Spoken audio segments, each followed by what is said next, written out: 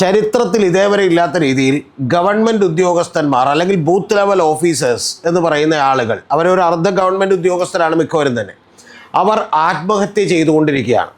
ഈ കഴിഞ്ഞ ദിവസം ഇപ്പോൾ യു പിയിൽ ഗോണ്ടയിൽ BLO ആയിട്ടുള്ള വിപിൻ യാദവ് സ്വയം പോയിസൺ കഴിച്ച് ആത്മഹത്യ ചെയ്തു. നിങ്ങൾ അറിയേണ്ടത്, ഇങ്ങനെ ആത്മഹത്യ ചെയ്യുന്ന ആദ്യത്തെ ആളല്ല വിപിൻ യാദവ്. ഇപ്പോൾ ഏതാണ്ട് 16ഓളം പേരാണ് സ്പെഷ്യൽ ഇൻറ്റൻസീവ് റിവിഷൻ എന്ന് പറയുന്ന ഇലക്ഷൻ കമ്മീഷൻ നടത്തുന്ന വോട്ടർ പട്ടികയുടെ പരിഷ്കരണവുമായി ബന്ധപ്പെട്ടുള്ള ജോലികളുടെ സമ്മർദ്ദം കാരണം ഇതുവരെ ഇന്ത്യയിൽ കൊല്ലപ്പെട്ടത്. ഇതിൽ 5 പേർ ഡയറക്റ്റ് സൂയിസൈഡാണ് ചെയ്തിട്ടുള്ളത്.